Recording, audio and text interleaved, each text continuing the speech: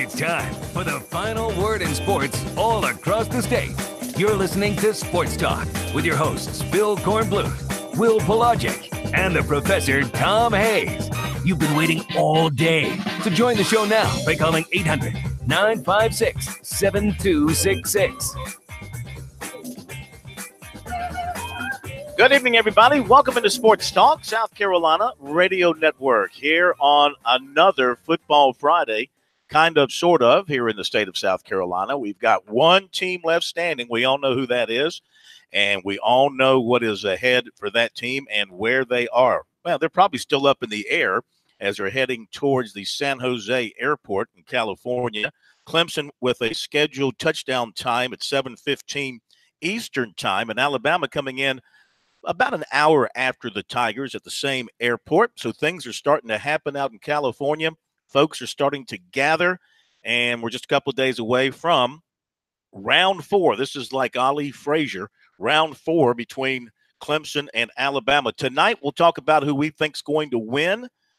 We've had our picks all season long. We'll recap how that has gone, our internal competition. We'll have another edition of the football filibuster with the governor and the lieutenant governor, with them picking this game because they are in a flat tie. They are tied after the regular season, after the bowl season. We're going to break the tie with the national championship game. Ellis Johnson will be here in our second hour with his take on the ball game. 4th and goal with Ellis Johnson tonight here on Sports Talk. So we've got a lot of great stuff for you, including your phone calls. 800-956-7266 is how you can reach us here on Sports Talk. Phil Kornblut on the road tonight on assignments in the ATL. Will Pelagic back at our studios. Professor Tom Hayes back at our studios as well with Brian Leonard. And the news this afternoon continues to get better, guys, for South Carolina. If you like the team they had last year, Donnell Stanley coming back, and now Jake Bentley this afternoon let everybody know that he indeed will be back for his final season with the Gamecocks. You know, it's good news, Corn, for South Carolina, and to be brutally honest, I still think that when they open the season in 2019 in the Queen City, it will be him starting at quarterback, despite the wishes of some Gamecock fans who would want to see either Takarion Joyner or Ryan Helinski starting in that ball game. This is Bentley's team, and Bentley said so on his Twitter account today. He said that the big goals that he hasn't had accomplished in his time at South Carolina are to win the East and win the state. He has not beaten Clemson. He has not won the SEC East as a quarterback at South Carolina. And pro, as it sits right now, he's coming off a season where he set a career high in touchdowns thrown with 27, interceptions thrown with 14. His accuracy dipped a little bit from a year ago, from 62% down to about 61.5%. But still, I think he took positive steps in a lot of games. I just think he needs more game tape in order to show he can consistently perform at the next level before he does make a try at the National Football League. Well, the key point is he's battle-tested. People have to understand that here's a quarterback that did not come into a ready-made team. It's not like you plug him in, hey, he's a great quarterback. He decided to sign on with a rebuild. And this is what South Carolina has been. I think he thinks his senior year, they got enough gumption, enough talent now stockpile that they can do something successfully in his senior year. And why not come back? Because you've been there for all the pain. Why not for some of the game during your senior year? And the one thing, Corn, you know, he will have, by the time he graduates, if he plays the entire season next year, more snaps under his ledger than any quarterback that would be going into the 2020 NFL draft. That is a positive step as well in that direction. True that. Yeah, I mean, he'll be a graybeard veteran still, though, at a relatively young age, because remember, he skipped his last year of high school. So in terms of age, he's a year behind where most people would be in terms of his class in college. Here's the thing with Jake. And, you know, the quarterback gets too much of the credit and too much of the blame. So that's just the nature of the position. Is it Jake, or is it the people around him? Because you look at this past season, a year of 7-6, but you lose to number 3 Georgia, you lose to number 17 Kentucky, you lose to number 22 Texas A&M, you lose to number 15 Florida when you had a pretty big lead, you lose to second-ranked Clemson, and then you lose to Virginia. The point is they didn't beat a single ranked team. And quarterbacks not only are known for their stats, their yards, their touchdown passes, who did you beat in your time? And so this is one thing that people, the Michigan win was a nice one, but as Chuck Reedy pointed out last night, I mean, the offense, or maybe it was Steve Tannehill, the offense was stagnant for 2.5 quarters of that game before it finally caught fire with the help of some turnovers. He has got to, as a quarterback, get some scalps. Now, is it just him? I tell you where they need the greatest improvement. Running back. They need that stud running back. Right. Exactly. They just need – I don't know if they have it in the program yet. They need to find that running back who can come in and make the difference. They need to find a defense because, again, I'm going to tell you, one of the reasons Jake struggles is he stands on the sideline for a long time because every third down he said, oh, they converted again. I guess I have to stand here.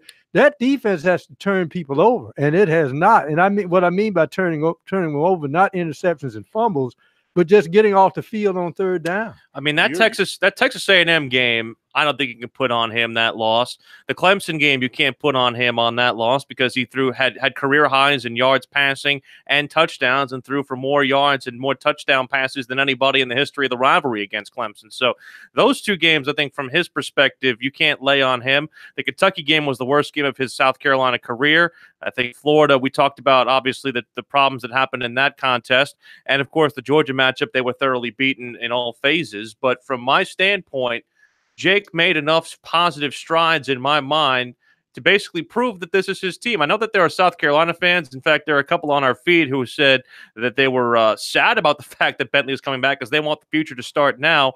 This is not the same situation Clemson had last year with Kelly Bryant and Trevor Lawrence. It just isn't. Ryan Hilinski is coming in at a steeper learning curve than I think Lawrence was. Hilinski's going to be good. He has all the measurables and all the makings of somebody who can be a great quarterback in South Carolina's history. I don't think he is as apt to lead them day one as number 16 was in Orange. Well, as I said, Lawrence was plugged into a team. That team is ready to go. Suppose Lawrence would have come in with Muschamp with what he didn't have. He'd have gotten beaten around. He does have weapons. Yeah. He has weapons, and those weapons, Corn, as we know, are en route to Santa Clara as presently.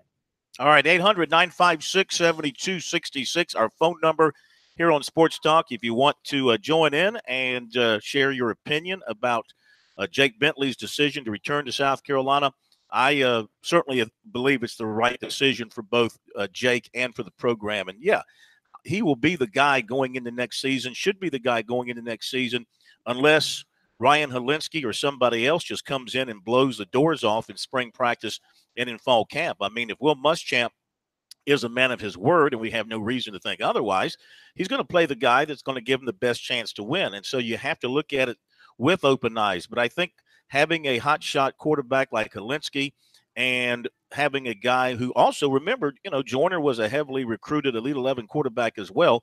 These guys need to push him, because if they push him, they make him better.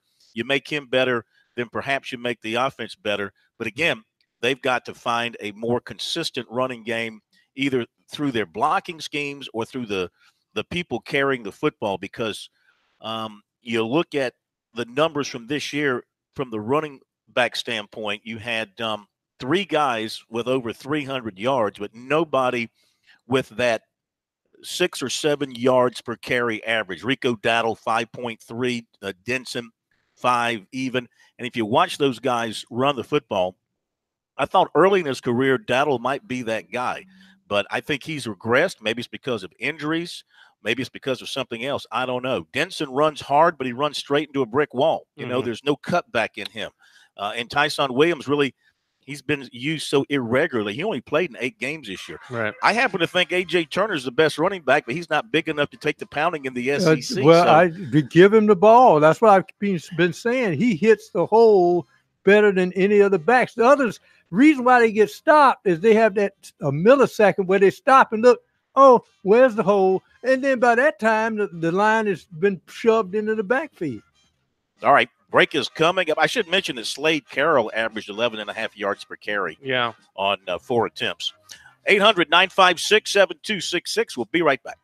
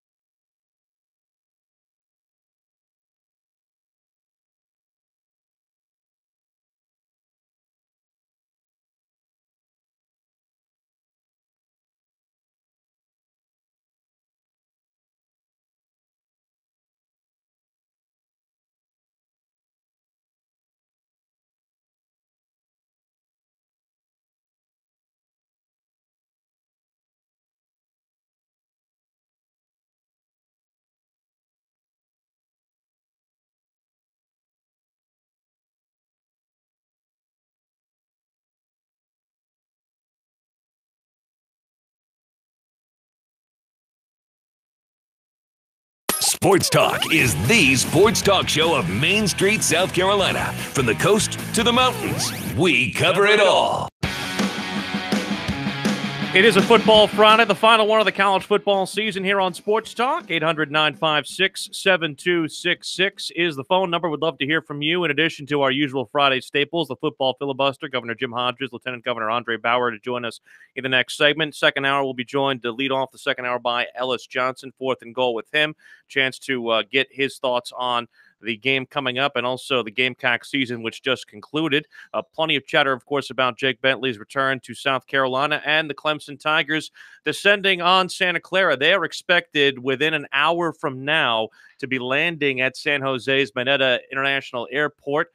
They will touch down there. They'll practice tomorrow and Sunday at San Jose State University. Alabama will land around 6 o'clock our time, or 6 o'clock, I'm sorry, local time, about 9 o'clock Eastern time.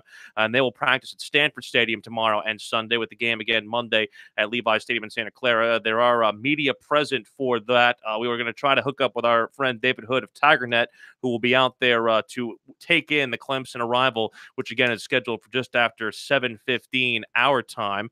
And it's funny, Corn, they were showing some of the highlights from Trevor Lawrence this season about kind of where he is in relation to Tua Tagovailoa. And while I think Tua's gotten more national pub, I think that Trevor, from his standpoint, has made more of the kind of throws that, in my mind, say, what the heck, as far as, when you see him make those throws. And the one that they showed on the little package they had there on ESPN was the throw. Remember the one he made against Georgia Tech, where he found Hunter Renfrow for that touchdown, where he threaded the needle between two defenders deep in that first half game. That is, again, I think the reason why Clemson's offense continues to be furthered by this freshman. And I'm really curious to see how he looks against Alabama's very stout D.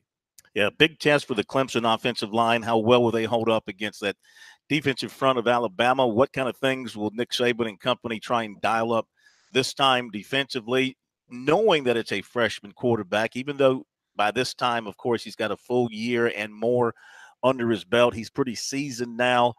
But you cannot, if you're Alabama, if you come at him with pressure and you don't get to him, then you are risking big plays down the field. I think Clemson's going to come out early and throw the deep ball quite a bit, try and spread Alabama's defense, make those safeties play deeper, and then that's going to open things up underneath with the running game for ETN. You'll probably see some quick outlet passes. Clemson likes to use to start games a lot of times with those quick outlet passes to the receivers, those little screen passes. Maybe even a jet sweep here or there. But I like – let's go ahead and talk about this real quick before we get to the phone calls. I like Clemson getting the 6 points. Tigers may need the 6 points in terms of the gambling standpoint, but I think it's going to be a 2 or 3 point game. I really think it's going to come down to last possessions for each of the teams. It might be one of those deals like 2 years ago where one team scores. If you leave too much time on the board, you're going to let the other team go down and score. I mean, as great as these two defenses are, and they are, and you saw how Oklahoma moved the ball on Alabama, and Notre Dame doesn't have the offense Oklahoma does. Clemson has the offense that Oklahoma does, if not more. So I think they'll move the ball on Alabama. Well, Alabama's going to move the ball on Clemson's defense too. Might be one of these last man standings kind of things. Are we still playing this at 6? Because it's been bet down to 5.5, 4.5 at some places. Westgate's got it at 4.5 right now. It's crazy. Yeah, I still got it at 6 because it's on my sheet at 6. By the way, as far as our Pigskin Challenge this year, congratulations. The champion, doesn't matter what happens with this pick, the champion this year is the Professor Tom Hayes. Congratulations, There you go. Thank you. A year of 53 and 27. He was 6-4 in the bowl season. Congratulations to you. Take him to Vegas with you, man. Jeez. I finished second following my championship year, a very strong showing. I finished second, 49-31, 6-4 in the bowl season. In third place is the bad boy, Alan Smothers, 48-32. He was 4-6 in the bowl season. Next, Matt the Newsman, 5-5 in the bowl season, 47-33 overall. Then we have Kev Cohen at 44-36. He went 5-5 during the bowl season. Then a tie between the money coach, Fran Halloran, and our producer extraordinaire, Brian Leonard, Fran struggled during the bowl season, 1-9. Brian went 5-5. They finished 43-37. And that's about it. Oh, I'm sorry. There's one more. Thanks. Will Pelagic. Hello. How are things in the basement? You are the New York Jets of our competition. You are the New York Islanders of our competition. Hey, the New York Knicks of our competition. That's not true. All of that and more. 37-43 after a 5-5 bowl week. Well, that's not bad. You're the only one who did not crack the 40 mark in terms of correct picks. How do you explain yourself? If you're going to be the best at something, you might as well be best at being the worst. Wow. You wear the crown of thorns, man. You got it. Easy. All right, Easy and so we'll pick the easy on that reference. We'll pick the national championship game coming up. So I've got Clemson taking the 6. Pro, you're taking Alabama. Yes. Because? Until proven, I just think Alabama is the gold standard. And why do I see the scenario in my brain that somehow Tua is going to get a little bit banged up, and here comes Jalen Hurts? I just see it for whatever reason. I'm going to take points, but I'm going to take Alabama to win. I still think that there's too much Tua. What do you want on the sheet? Do you want Clemson or do you want Alabama? I said I'm taking the points. I'm taking Clemson. So you want Clemson and the points. Clemson and the points is what I said. I said I want the points, but I think Alabama will win outright. I think too much Tua, too much of what Alabama brings to the table. So you're saying Alabama's going to win by 5 or less? Yeah, 3 or 4, or 6 or less. Something like that. Well, if it's 6, we always give you the credit. If it's a push, we always take that as a win. All right, Matt, the newsman's taking Alabama, as is Kev Cohen. Bobby Hart and the Big Kahuna, I know it pains him. He's taking Clemson. Really? The money coach, Fran Halloran, says it's Alabama for him. And Brian is taking Clemson. So we've got split room. 1, 2, 3, 4, 5 taking Clemson. 1, 2, 3, 4 taking Alabama. So a little bit of a lean towards Clemson. And we'll find out what the governor and the lieutenant governor have to say when they join us here in just a little bit. Let's go to Keith and Aiken, 800-956-7266. Keith, welcome into Sports Talk tonight. How you doing? Doing great. How y'all doing? Good. Good. Instead of rehashing this past week, what, from the standpoint of running back, I know what we have. I know what we have used. What potentially is redshirted or has signed, or what does the outlook look moving forward in that position? And I love your show, listen every night, and you guys have a great one, and we'll see what happens Monday night. All right, thank you. Talking about all the the running backs are back. All the running backs are back from this year, assuming they all come back. They're all eligible to be back, and then you're adding Deshaun Fenwick, who saw some mop-up duty here and there. You've got Valentine, who was redshirted this year, the freshman, who's got really good speed, and he was redshirted this year. And then they've got one running back coming in this class, Kevin Harris, out of Georgia, who had big numbers in the state of Georgia this year. So, I mean, there's plenty of running backs to choose from, guys. They can't find that one stud puppy who can just take the rock 25 times. It's easy to get you 120 yards a game. It's easy to find good, serviceable running backs. Yeah. It's hard to find elite running backs. The guy who can bring the size and the strength and the ability. I think Pro hit it right on the head. It's what's up in the head right now. It's what's up here. I point to my forehead, as you can see on radio. Just from my point, and I just don't think South Carolina has found the smart running back who can hit the hole with enough strength to be able to break tackles and get yards after contact. Because let's face it, as good as he was, Marcus Lattimore was not a breakaway back.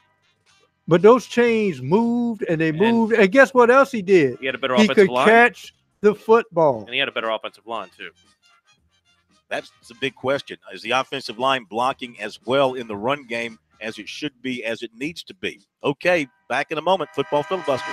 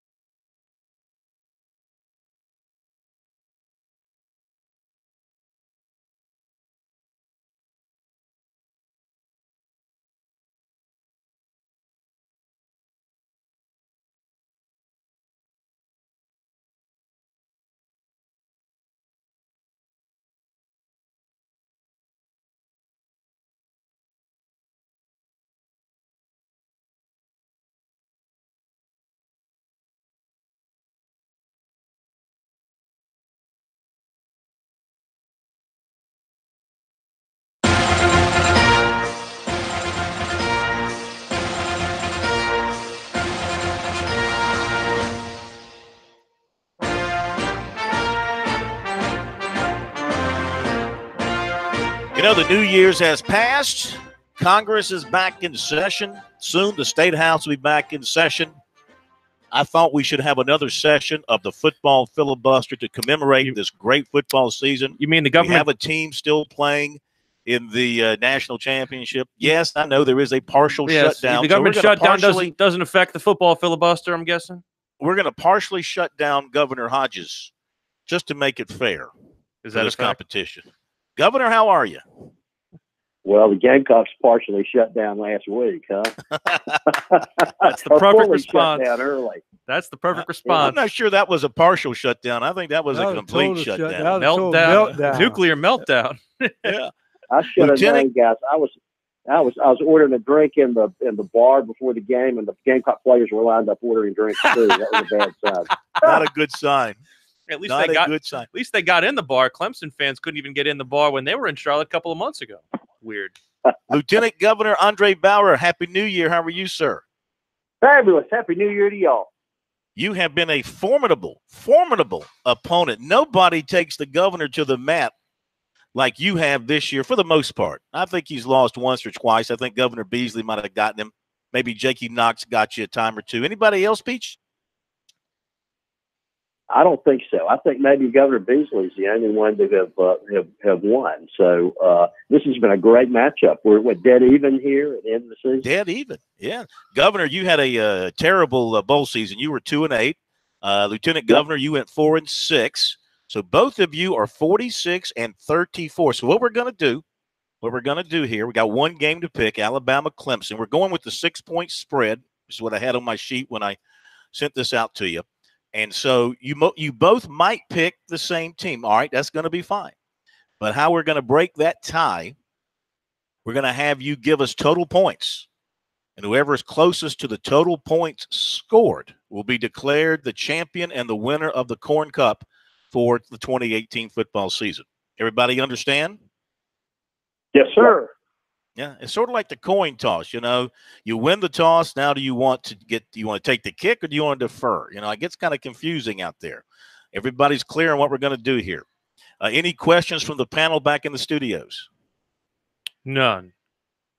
Everybody's on board. All right. So, Lieutenant Governor Andre Bauer, 4-6 last week, 46 and 34 overall. Alabama versus Clemson, and Clemson is getting 6 points in the national championship game.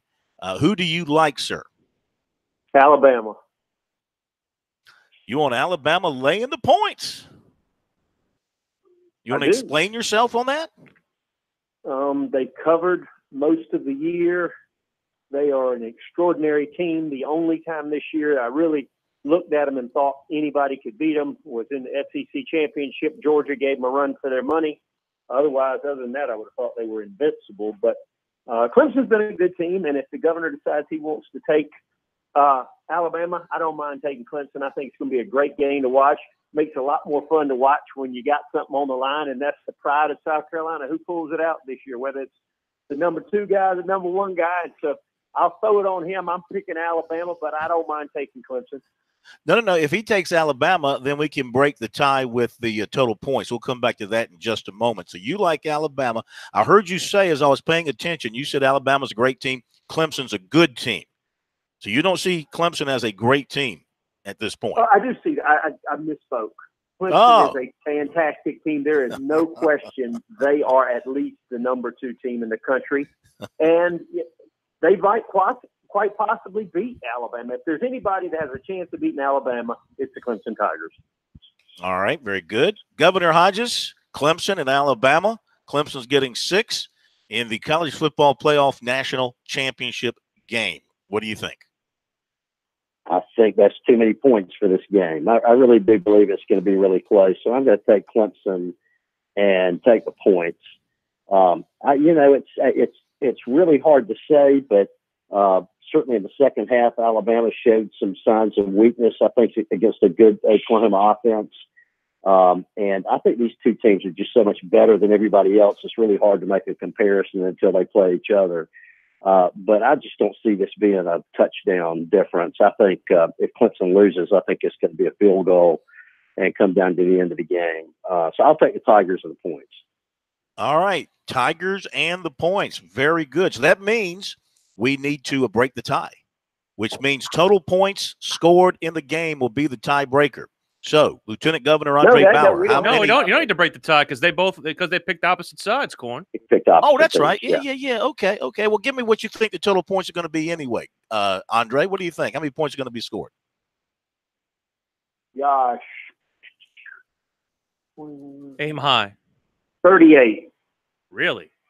That's it? Defensive battle?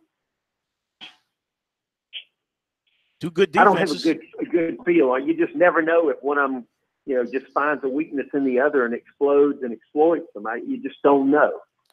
I think when both sides have had competent quarterback play, this game has been a shootout, and I see no reason why it shouldn't be.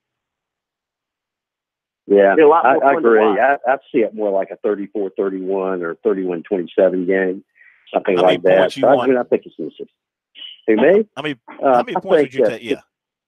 63. 63 points. Okay. I'm sorry, 34-31. I'd take 65 points. 65 points. What is the over/under? I was going to ask. I knew you were going to ask me, and I just closed it. It's 61. 61. Well, actually, 61. It opened at 60. It's now about 58.5, actually. So anywhere between 60 and 58, basically. Okay. Yeah. Either of you guys taking any government state-owned government planes out to California for this one? Not me. Neither one of us get the luxury of those perks. Well, it's too bad you're not in power anymore. It's too bad. Snap your fingers, hop on a plane, and head out to California. You could do some government business while you're out there. Go to the wine country. Maybe try and get some people to bring wineries to South Carolina. Can we grow wine in South Carolina? I guess we could up in the mountains. You need hills. You got wineries already. You got vineyards here. Where are there's one right off of Highway 11, just outside of Travelers Rest. See, if I knew anybody would know where alcohol is, Andre would know that. If anybody knew where it was, he would know how to find it. Hey, listen, thank you guys. Happy New Year to you. Again, thanks for being with us all season long. Great competition. Can't get any tighter, 46-34 for each of you. We'll see who comes out on top on Monday night. And thanks again. We'll talk to you soon. God bless. Talk to you soon. Thank you. There's a winery in North Myrtle Beach. There's one in Little River. There's one in Pelzer, Watermore Island. There's one in Hilton Head. Do they grow the wine? Do they grow the grapes down in the There's one in Newberry, an Enoree River Winery. Do you know that? Don't they have one in Aiken County? I think it's somewhere near there in Switzerland, a town called Switzerland in that area. Switzerland? Yeah. Mm-hmm. Yeah. Are they neutral? Is it neutral? Is it neutral grape? No, these are highly because the Swiss, grapes. the Swiss are rather neutral when it comes to their. Okay. We get it. We understand. All right. Thanks to the governor and the lieutenant governor. So again, Andre took Alabama, and Governor Hodges took Clemson. So it will be a natural tiebreaker there between the two. Quickly, let's hit up Glenn in North Charleston next up here on Sports Talk. Glenn, how are you? Hey, welcome in. Happy New Year. Hope you all have a good holiday. Yes, sir. And you all well rested and ready to go. Not quite, but go ahead. No, what do you got, Glenn? We worked through the holidays. I think Clemson's going to take it because I really think if there's anybody that's a great motivator, Thabo Sweeney is a great motivator compared to Nick Saban. And if they come motivated to win that game, I really think Clemson can upset Alabama. Well, I think both teams are going to be motivated. I don't think motivation is going to be a factor. It's not like the Belk Bowl where you need to be excited to be there. An important part here could be which team settles down first. I mean, you're going to be – both teams will be super hyped, right? And whichever one kind of settles in first might get the early start, get the early lead. It's all about whether or not Clemson can survive Alabama's first punch or if they throw the first punch. And I think Lawrence has to have some conceived runs in this. Quarterbacks who run scare Alabama. I think he's going to have to run. He ran a lot more in Notre Dame than we saw him run all year. Exactly. Just figure out how to slide, kid. All right, more sports talk coming up.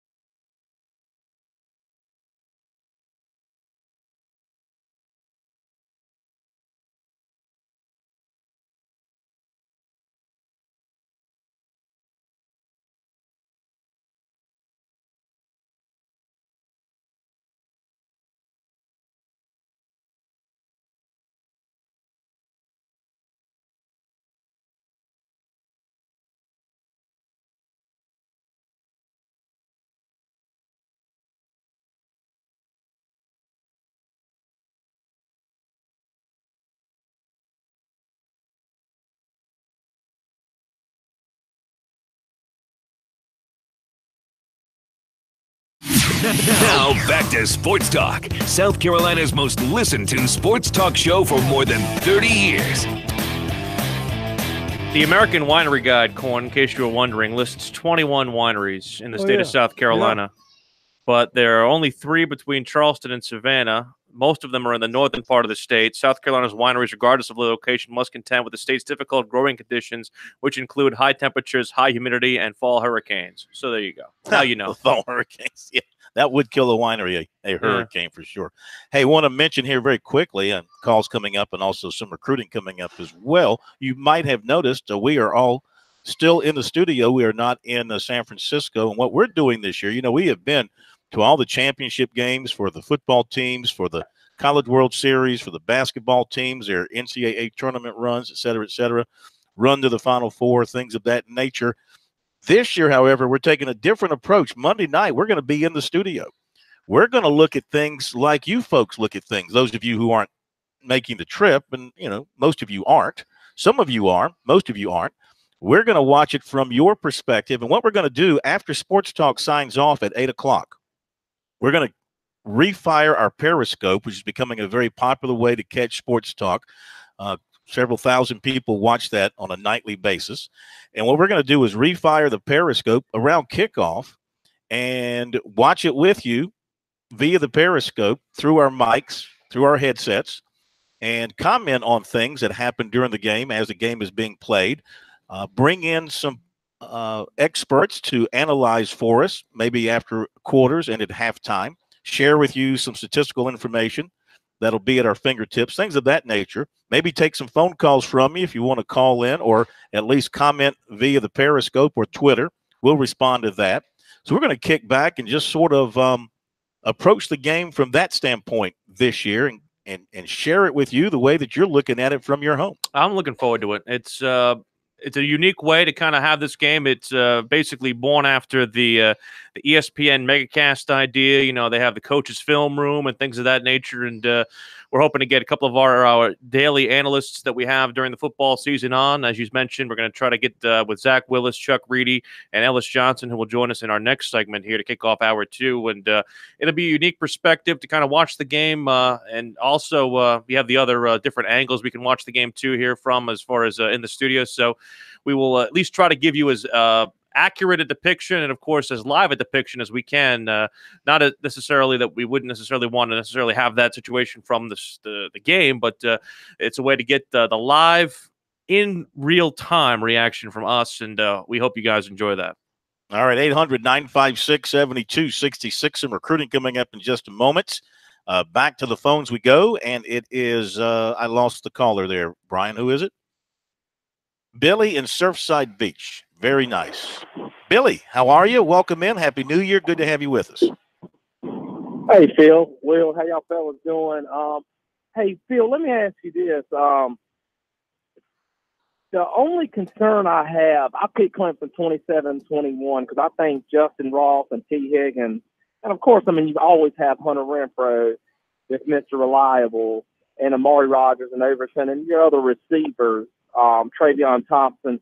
But I think Thompson and Higgins is going to give those guys a fit. The key to the game is the offensive line giving Trevor Lawrence time to throw the football, and he's got the stable back as well as Alabama does.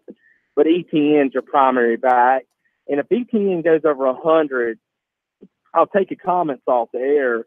Do you think it's almost a guaranteed Clemson win? Because Trevor, if he came out this year, I've heard NFL scouts that he could be the number 1 quarterback taken. But my only concern is Trent Williams, Alabama's interior lineman, arguably the best defensive lineman in the country, matching up opposite of Trevor's blind side against Tremaine Ingram. The perfect world, he would match up on one of the best tackles in the country, Mitch Hyatt. That's the only thing that concerns me of getting pressure on Lawrence and really hurt him, because we know we can't rattle him as well as you can't rattle Tua. Well, I'm picking Clemson 27-21, the Tigers, man. take your comments off there. I threw a little bit of things at you, and it's wet down here in Surfside Beach.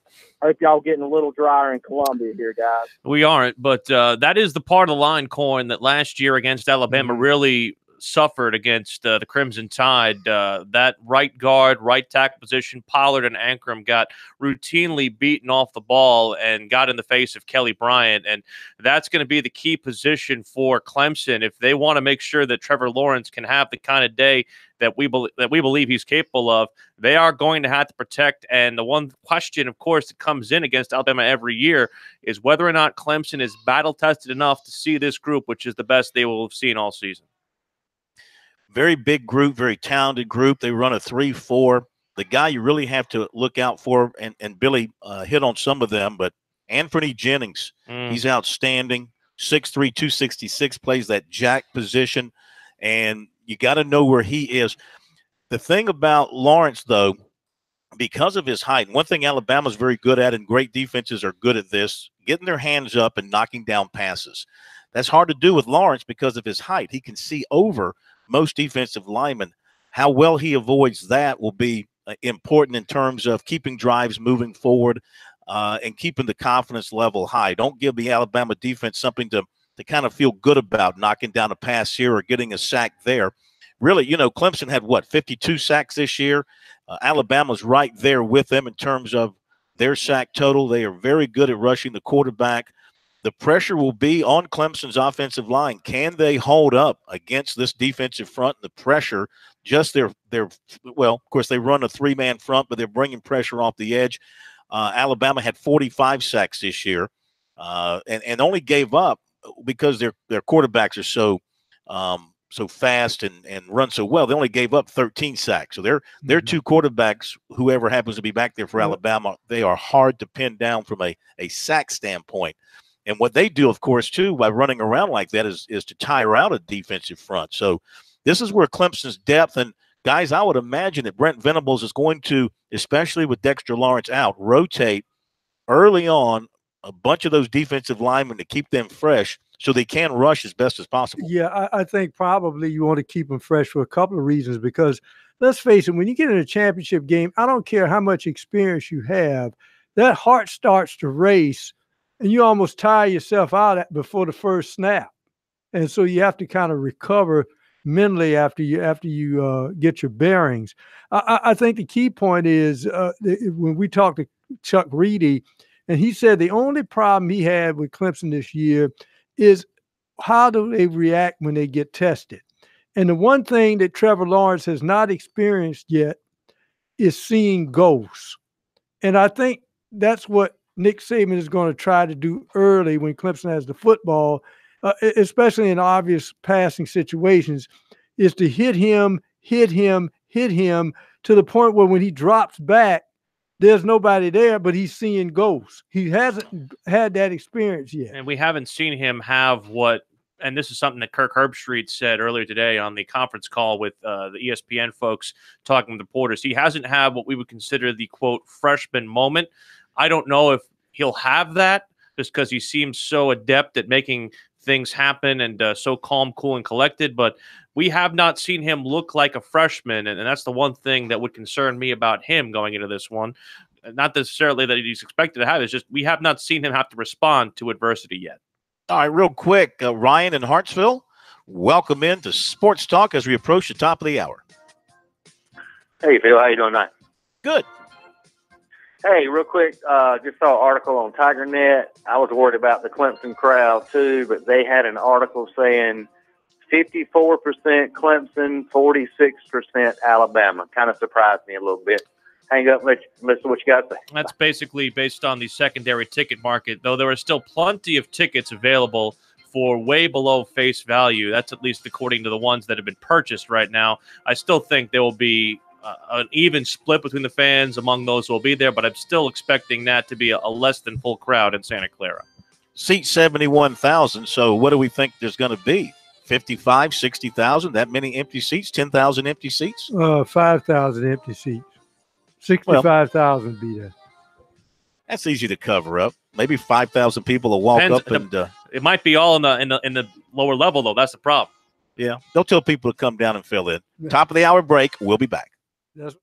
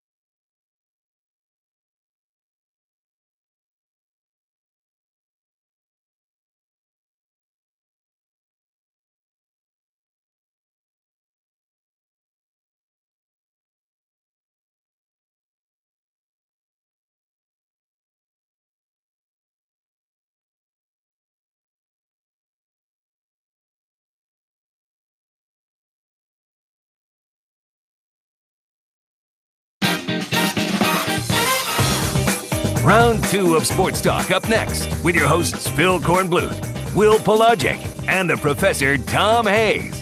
Don't leave us hanging. Join the show, 800-956-7266. Welcome back into Sports Talk, South Carolina Radio Network.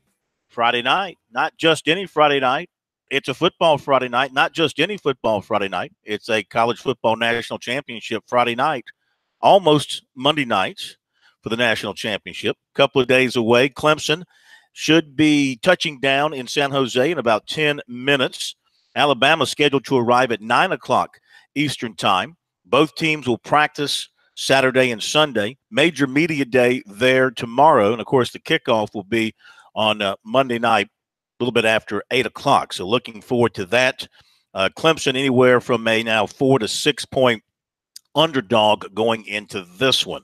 As we've done on Friday nights throughout the football season, it's time to welcome into the program for Fourth and Goal. We begin the week with 1st and 10 with Zach Willis. We wrap it up 4th and Goal with Ellis Johnson, one of the great defensive minds of all time. Coach, it's good to have you with us.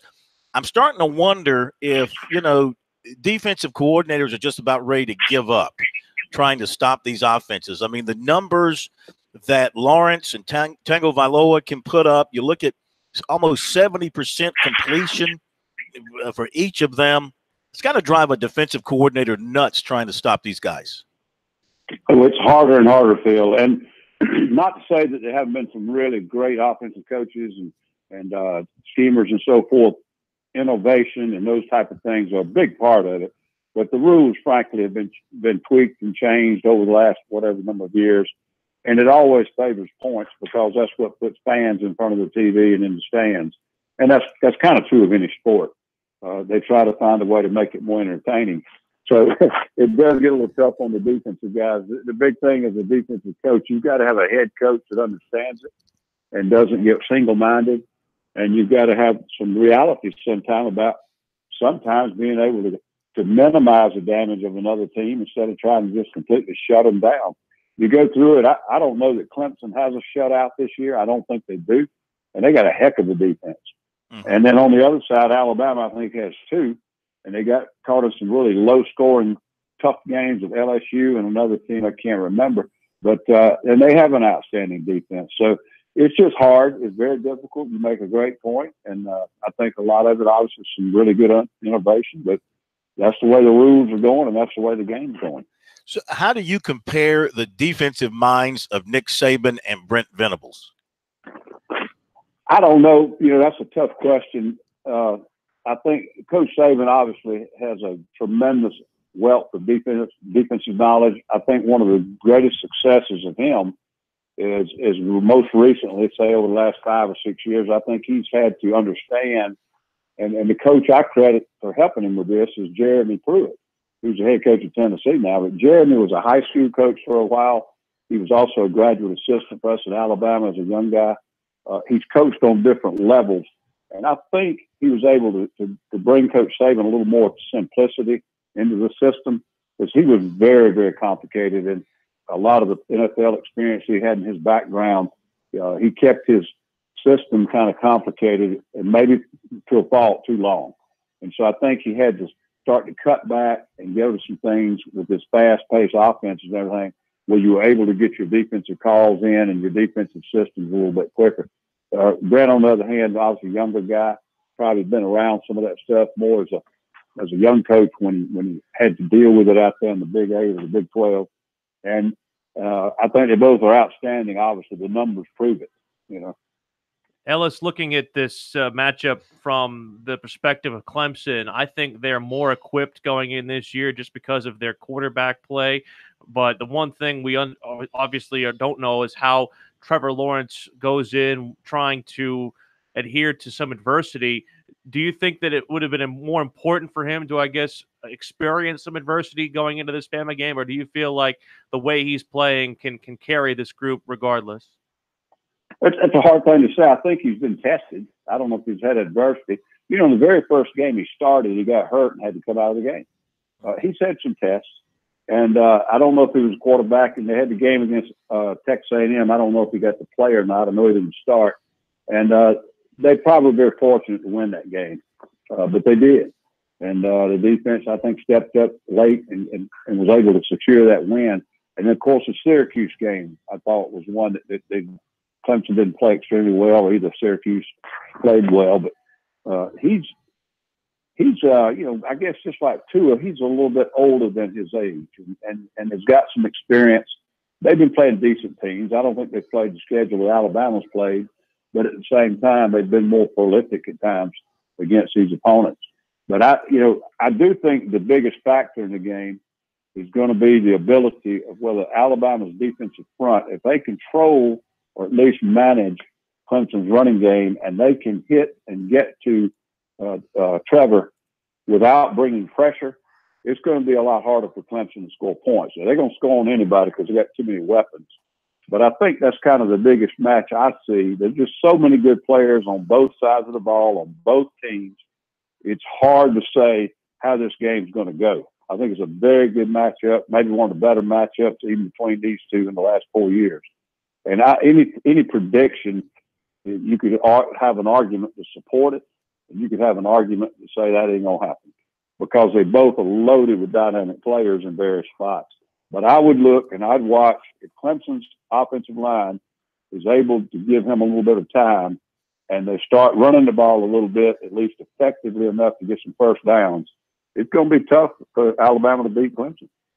Ellis, I'm hearing you saying that no matter how they tweak the rules, the name of the game in keeping the opponent down offensively is to first stop the run, and if successful at that, no matter how well they can pass, if they're one-dimensional, you can be a little bit more like a diagnostician in knowing how to stop that pass if that's all they can do. Yeah, I do think that old adage still holds weight. I do think now, though, the spread offenses and the things that people are doing, teams are not trying to establish the run and build off of it to throw play action and have short third downs manageable. They're not doing that like they used to. They're taking shots. They're doing more things on first down and throwing play actions, running a more wide open running game, spreading people out, getting the ball to running backs in space. So the old adage of shut down the run and let's make them one-dimensional, it's very difficult to do that today because it's not the same type of situation where the running backs are the runners. It's everybody from wideouts coming through there running the football to the quarterback keeping the football. So it's a lot more, I think, a little bit more everything in balance makes it almost impossible to stop the running games because you can't play pass coverage if you put too many people up there and load it up. 30 years ago, if you stopped the tailback and you couldn't get the tailback going, then you started playing coverages. That's not the way it can be done anymore. Ellis Johnson with us here on Sports Talk. 4th and goal with Ellis Johnson. So you look at this Alabama defense and you think about what they might try and do to knock Clemson off its offensive game. A 3-4 look, size throughout. Do you think they're going to come with pressure and leave the secondary in man coverage? How do you think they'll play that? I would think early they'll try not to. And we talk about the 3-4. They don't play the 3-4 very frequently. And against Clemson's personnel, they won't be in it much at all. With 3 wideouts or more on the field, they're in their 4-2. And they're nickel back. Sometimes be a stronger, bigger safety, or sometimes he'll be a cover guy. But I think that they still, the physicality in the box, it's going to be a great matchup. But I think it's just going to boil down to whether Alabama's front can get the job done and manage the running game, or at least be an effective force against it, and then get pressure on the quarterback. I feel like when they start bringing pressure, Clemson has too many good wideouts who can get one-on-one. Sooner or later, Trevor's going to hit them. On the other hand, if they have a couple of unique pressures and Clemson's not ready for them, and they pull the string on it and they get some hits on him and knock him down early, he gets tired, he gets bruised up, banged up, or whatever, then it'd be a big factor. So I'm not saying they're going to try to pressure. I just don't think it will be an all-out pressure approach early in the game. They're going to find out if they have to do that. They're going to probably come in the game thinking they don't have to do that. All right, Coach, hang on if you would. A few more questions for you on the other side as we break down the Clemson-Alabama National Championship game with Ellis Johnson. a guy who knows a little something about national championships and preparing for that. Back in a moment.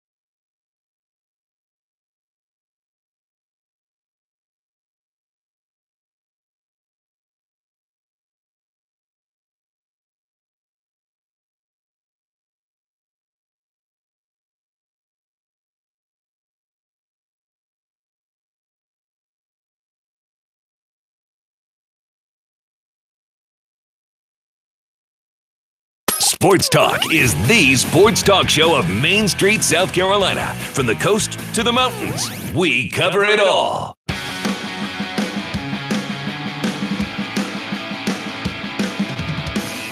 Sports Talk, South Carolina Radio Network. A little bit more with Ellis Johnson, getting ready for Clemson and Alabama on Monday night from Santa Clara. Phil, as you know, Ellis has some experience preparing for these type of games, and this game, obviously, a more unique situation because of the fact that you get a month to prepare for this bowl game, Phil. But obviously, when you think about this game, it's more of a traditional game week, and the lead time is a little bit different.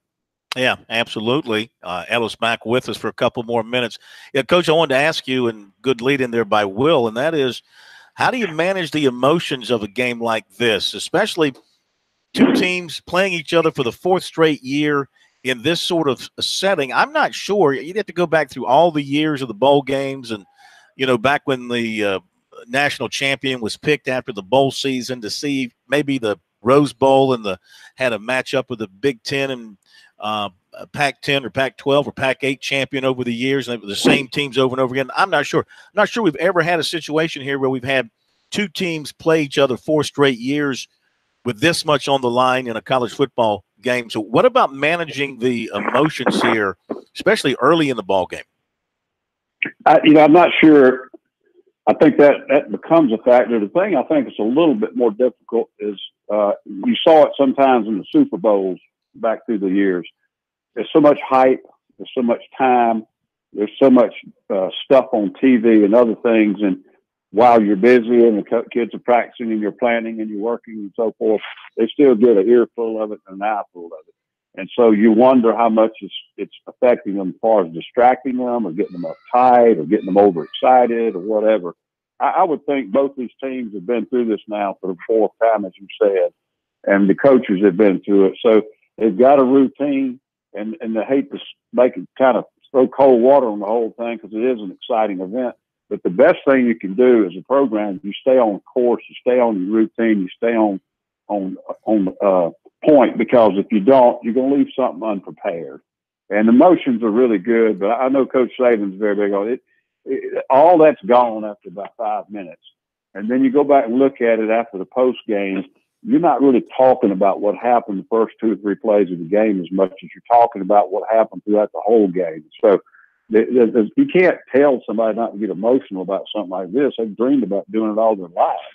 But you try to get them prepared so that they don't go out and make some kind of mistake because they're over-aggressive, over-excited. You want to make sure they're paying attention during the week and not distracted by the whole thing. I think that's the biggest thing that the coaches have to manage. As far as this goes, Ellis, where do you think each team is most vulnerable? That is a hard question. I was on this morning with Teddy, and Rick and I were going back and forth and all that. And like some games, you have a feeling like, I think it's going to come down to this, or I'm worried about that group. I just think that both teams have so many good players in some key positions that anything could explode at any time. And I think the team that can handle those type of situations is going to be the one to persevere. Clemson got down 14 points the time they won the national championship. And then Alabama, the year they beat them before, I think they were behind. They got the onside kick and ended up winning the game. And last year, obviously, without Tua coming in and making some unbelievable throws, and some of them were questionable decisions, but they were so dynamic and so accurate, it worked. So it's just one of those games. I go back again. I think that a big key is if Clemson's offensive line can give their quarterback too much time without Alabama being in pressure, they're going to have a problem stopping Clemson. On the other side, I'm interested to see. Alabama started that game last week, and I'll tell you, for about 15 minutes, they were brutalizing Oklahoma. They're running back, they're running over people, they were driving people off the ball. I mean, it did not look like those 2 teams belonged. Now, when Oklahoma got on offense, they were explosive too. But it was impressive. Now, I don't think they're going to be able to do that to Clemson. But if Clemson has to start bringing pressure to get to Tua, you saw what happened against South Carolina, who was a good offensive team this year, but certainly not a Final Four offensive team. And they lit them up because they were getting easy reads and where to go with the ball and the catches and runs. So I just think those are the big factors. The game, that's what the game is now. It's played in the perimeter, and quarterbacks are in control of it. Obviously, if you're getting killed up front, you haven't got a chance of winning anything. But that being said, it's going to be who can keep their quarterback protected, which will eliminate turnovers and also give them a running game. Last thing, what did you think of South Carolina's performance in their bowl game? Where did it go wrong for South Carolina from where you saw it? Well, I was very surprised, and I was not there on site, didn't go up to visit or anything, but I know people were there, and they had good practices. They said the kids were excited. They were on target. They were in meetings and everything else. They were attending. Sometimes you just go out and it's just, you don't play well, and it makes you scratch your head. And if you have bad practices, you've got problems going into a game. But to every individual who told me, they were good practices, good attitudes, great week of preparation before they went home, good preparation on site. It was just a very disappointing thing. The quarterback obviously hurt him bad, and I don't know if they was prepared for him to be that good of a runner and an escape artist and extending plays. But I saw them. The only game I saw Virginia play this year, before the end of the season, they beat NC State on TV, and I didn't see a dynamic team either. So it's a very puzzling thing. I know it was a disappointment for them. I go back to one other thing, and I know people are tired of hearing it. You leave 18 players off of the roster because 15 of them are injured and can't play, and most of them would have played in that game, and about 6 of them would have started. You're just probably not going to have a great performance. They got to get the recruiting to a point that they've got depth, and when they lose a good player, they can replace him with an adequate player and then just move forward. But there's a lot of lessons to be learned from it. I know fans are frustrated, but you go back and look at what caused it, and you got good preparation. It's hard to put a finger on what happened. Yeah, but a good sign for them for 2019 with Donnell Stanley announcing he's coming back. Jake Bentley saying today, he's coming back. I imagine we're waiting on Brian Edwards, the last one out there, who's kind of maybe trying to make a decision. They get all these guys back. Another recruiting class. They're a year older. Schedule's tough, but a chance maybe to take a step forward. I hope so. And one of the positive things, they signed 18 players on the early signing date, so nobody's going to be spooked and jump off the boat on that end of it. I think Brian Edwards is a huge deal now. You just lost Debo. Debo's absence was obvious in that bowl game. They didn't have any dynamic player, to make an explosive play in the kicking game, and they didn't have enough of them in the offensive game. And they can't afford to lose Debo and Brian. That's a lot to replace right there. So I think he's the most important one to see what he's going to do. I certainly hope he comes back because I think he'd be a huge shot in the arm for them. Where are you watching the game Monday night? I don't know. Sometimes I don't watch it. You got to be tuned in Monday night. Come on.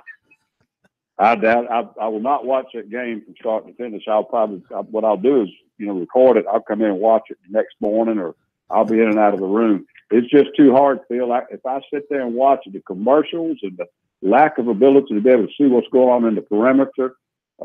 TV coverage is better than sitting in the stands, but TV coverage is very difficult and it's frustrating for somebody that's been coaching for a long time because they frame the offense and whoever's lined up on defense within the frame. And you can't see the safeties usually pre-snap. And that's what 90% of the time, that's what the quarterbacks and the coaches in the press box are looking at to see if they can figure out what the defense is. So it's kind of hard to watch it if you've been coaching for 40 years. And I get frustrated. So I go in and out of the room sometime. I've always got it recorded, and I'll go back and look at it, completely later. But I will not watch that game from start to finish. All right, before we let you go, about 30 seconds, you got anything cooking on the coaching front? Should we be looking for something? Not a thing. I was hoping you'd found me something by now. How about, well, we can make you a full-time host of Sports Talk if you'd like to join us. The Phil Kornbluth coaching agency has had a very poor track record lately, Ellis. That's true. That's true. I got a bunch of you guys asking for help. I'm doing all I can do. I'm just, I'm the doors are closed. What can I say? Well, you're asking for too much money. That's the problem. My guy already hasn't done much yet either, so that's okay. You start at the same point. Hey, thank you so much. We might holler at you Monday if you are watching the game, and we thank you for your input all season long. Have a great weekend. Same to y'all, guys.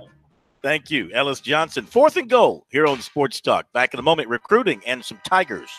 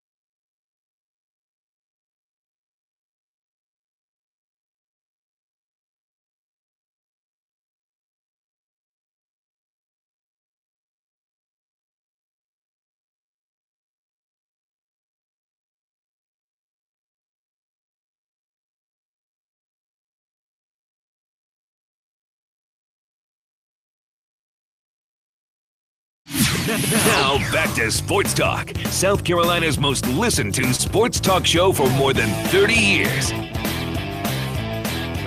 Carolina Radio Network, as we continue here on a Friday. It is a football Friday. We're going to do a little bit more with the Clemson Tigers as they get ready. They are at least in transit right now, possibly landing here within the next couple of minutes, trying to get in touch with our friend David Hood here within the next couple of minutes to talk about that. Also hear from Christian Wilkins. But first, we are late for some recruiting, and Phil Kornblut will avail you of that news. Actually, I have breaking news. Uh-oh. The Tigers have landed in San Jose, according to Bart Boatwright of the Greenville News, the ace photographer. He has a picture of the plane landing with the mountains in the background. Well, there you go. A lot of mountains there in the San Jose, San Francisco No smoke, area. thank goodness. Yeah, I'm glad that's over. Certainly that's is good. glad that's over. We So like they have that. landed. The Tigers have landed. To recruiting now, we tell you about South Carolina offering 2020 athletes. I love this name, Jacurious Conley, 6'2", 190. Jacksonville, North Carolina. Duke, NC State, North Carolina, Virginia Tech, and East Carolina also offered him.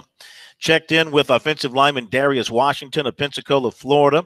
Been publicly committed to Mississippi State, but he did not sign last month. He has taken official visits to Mississippi State, USC, and Miami. Now, Clemson was a late entry, and the Tigers are still talking to him about a possible official visit in January. Washington is not doing interviews anymore, but he did tell us that the possibility of an official visit with Clemson this month is something he'll be talking about with the coaches. And, of course, he also remains in touch with the Gamecocks.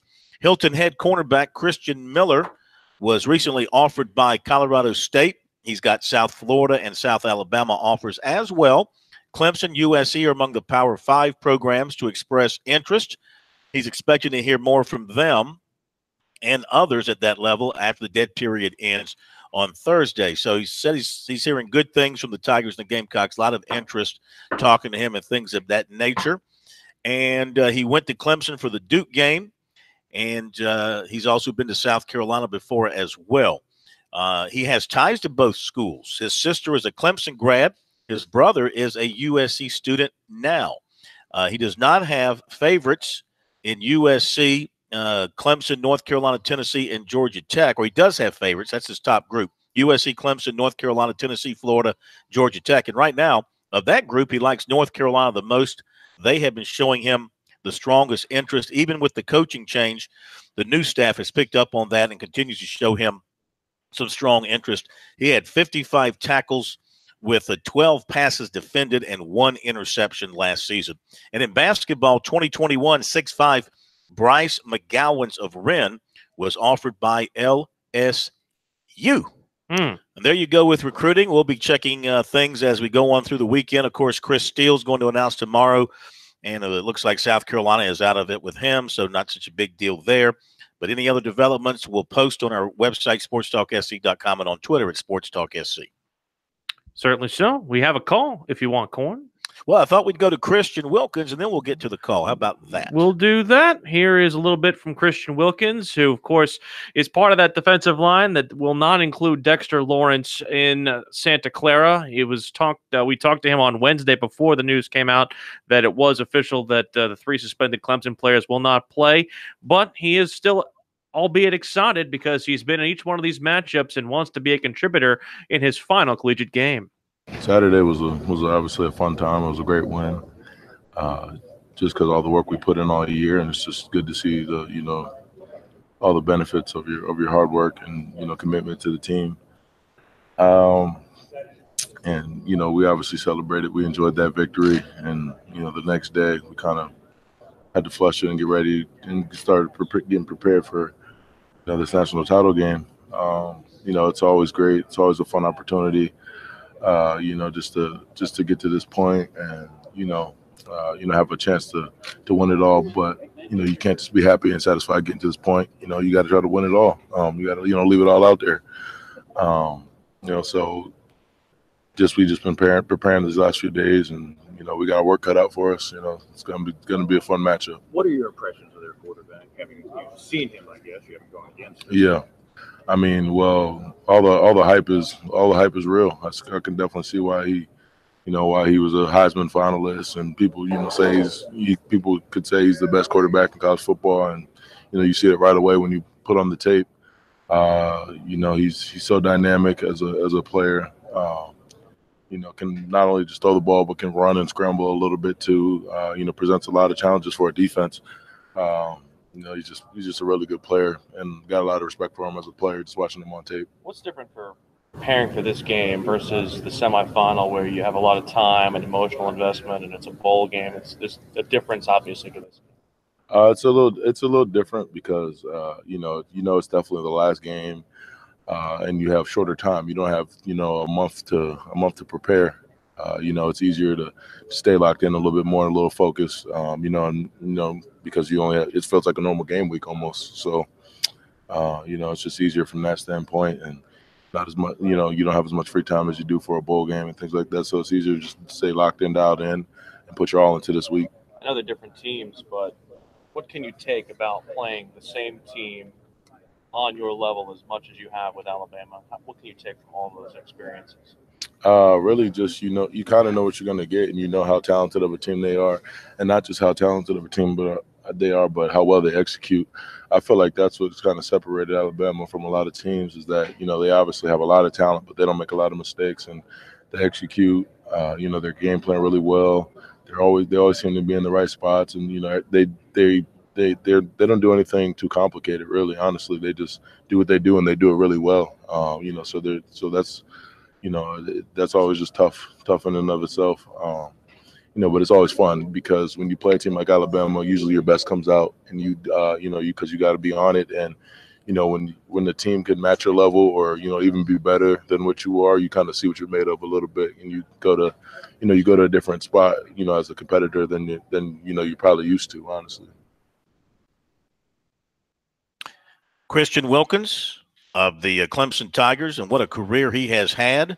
And he's going to get the Campbell Trophy during the ball game. I guess it's going to be in the pregame. I think they're presenting him with that trophy that he was announced for earlier in December. That's correct. Is it in the first part of the game? It is, but he's already been carrying it around. He was carrying it around in Dallas at the Cotton Bowl as well. So he'll at least get the permanent awarding of that trophy, so to speak. When you look at Clemson, and of course, Tigers got a chance to win another national championship this year. Their offense next year will be dynamic once again. You do have to wonder a little bit, and we thought about this a couple of years ago. We thought they were going to take a hit on defense with personnel leaving, and they really didn't. But if things move as expected, they're going to lose Furl. They're going to lose Wilkins. They're going to lose Bryant. So that's three of your front four right there. No telling who else might depart. They're going to lose Kendall Joseph at linebacker. We'll see what happens with some of these junior eligible guys.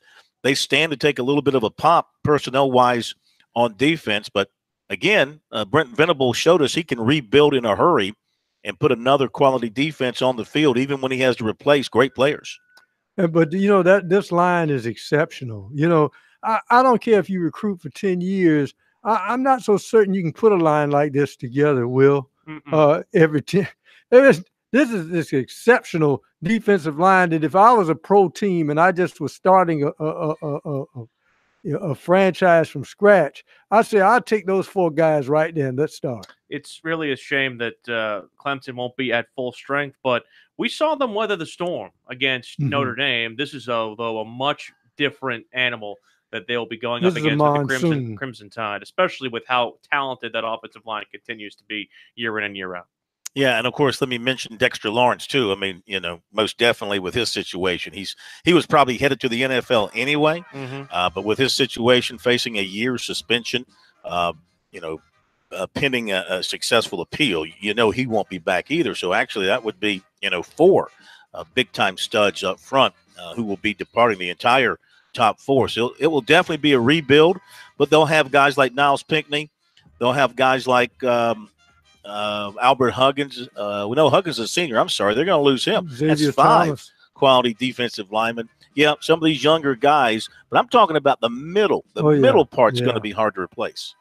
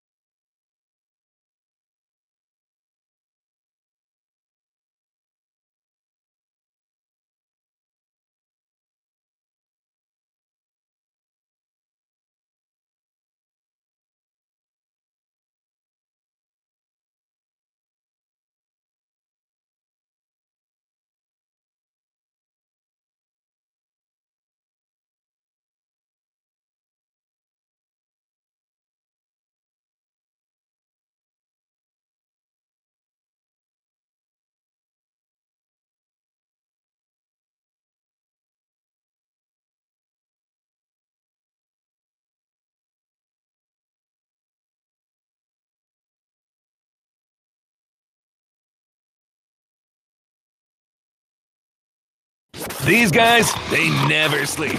Check them out on the web at SportsTalkSC.com. Now, more of Sports Talk on the South Carolina Radio Network. Sports Talk, South Carolina Radio Network. The Tiger has landed, literally, as the Clemson Tigers are deplaning right now from Mineta International Airport in San Jose.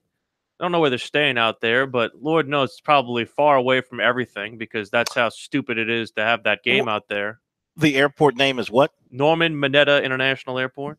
Is that near Ridge Spring? Ridge Spring, Mineta? No. You're about 5,000 miles outside. It's named after Norman Mineta, who was an American politician, if you may remember. He was a sorry, I missed that. Secretary of Transportation under the George W. Bush cabinet. That's called former mayor of San Jose. TMI, perhaps, for this show. That's the name of the airport. Okay, that's good. I would have flown into San Francisco myself, directly into the heart of the city. Well, right over where Steph Curry lives. San Jose is closer to where the game is, which is about an hour outside of San Francisco, given the traffic there. Mm-hmm. So it's all let's stupid. Let's go to Charles. It's all stupid. Let's go to Charles. Charles is in charge. You had a chance to be a hero. Charles, you just didn't hang. You didn't pay the price. Listen, let me just remind everybody across the state and around the world, it is not a right to be on Sports Talk. It is a privilege, and we grant you that privilege. And if you're not willing to pay the price for that privilege, then this is what happens. You get shut out. He can call back. He can call back on Monday night during our live show Monday, and also during our live Periscope, which will be on, as you mentioned, before the game or during the game as well, right here on Periscope, and trying to see if we can get it connected also to our Facebook page, which could be a wider audience for that as well. One of the things we haven't mentioned is intangibles or things out of your control in a big football game. Special teams. Special teams is one. The other one is providence. Here's my point. As in Rhode Island? The only reason one of the reasons I would lean if I was picking Clemson is the fact that, do you think that Alabama and Nick Saban has used up all their 9 lives? I mean, they have the escape where you get the quarterback, the freshman gets sacked for 20-yard loss, and then he throws a bomb for a touchdown. You always want to play these mind games. Oh yeah, you got to. It's going to come down to who blocks and tackles and makes the catch. And believe that. Now this year, look what happens. Tua gets hurt, and what is this? Jalen Hurts is still here, and they put him in, and he has the game of his life. That tells me, sometimes you get up from the table before all the chips are lost, and maybe Alabama's throwing in all their chips the last 2 years. In my mind, if you look at this game, it's going to come down to who can exploit the weakness of the opponent better. I don't know if Alabama has a weakness that's as glaring as Clemson's with Clemson's secondary, which I'm still wondering how they react against this Alabama offense. But if Clemson can make a play defensively or on special teams big in this football game early, then I think Alabama is in trouble or is at least in for a fight. Field position could be important here. I think that Will Spires has got to have a good day punting the football. He cannot leave Alabama with a short field. You know how last year it was. I mean, Clemson's, I think their average starting field position was inside their own 15 in that game last year. A couple of quick things. Elijah Holyfield announced today that he is leaving Georgia, heading to the NFL. Justin Fields, reportedly, according to websites that cover Ohio State, will be transferring to Ohio State. The much ballyhooed quarterback saw little playing time at Georgia as a freshman. And so he's willing. I don't understand the thinking of kids today. Maybe it's just me. I don't get it. So he's willing to transfer to Ohio State and sit out a year and not play until 2020 versus staying at Georgia, maybe getting more playing time next year, and then having the job to himself, in 2020, most likely. I just don't understand that kind of thinking. Maybe he just didn't like Georgia. Maybe he felt like he was misled, lied to, or just maybe he likes the ice cream machine better at Ohio State. Well, he said, number one, I mean, the other part of it is that there's no guarantee that Fromm leaves after his 3rd year, number one. And number two, there's a mass exodus out of the Georgia program right now. You think about no DeAndre Baker, no Isaac Nauta, no Riley Ridley, no Luke Ford, and no Mecole Hardman. I mean, they are having people leaving Athens worse than Alexander the Great when he invaded Athens. Oh wait, no, that's a different. And that raises the question: why? Why are you leaving one of the top 5 programs in the country?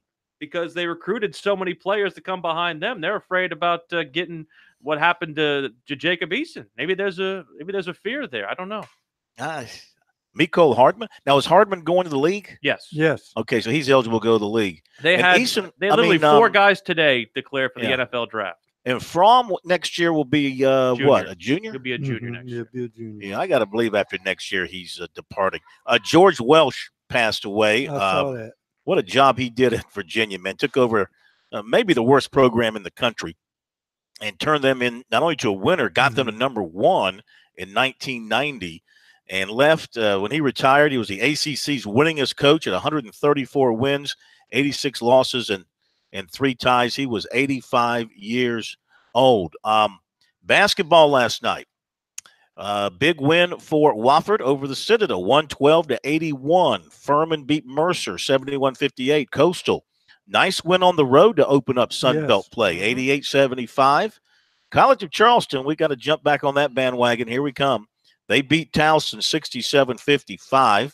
How about the USC women? That was some win for them last night at Texas A&M, 60-57. You watched that game last night, Corn, and really the tail end, Taya Cooper had herself a game, 24 points, and the star for Texas A&M, Kennedy Carter, had a chance to tie it after being fouled in the waning moments of regulation, but went 1 of 2 from the free throw line. Cooper hit 2 more, and they couldn't get a clear shot off to win the basketball game.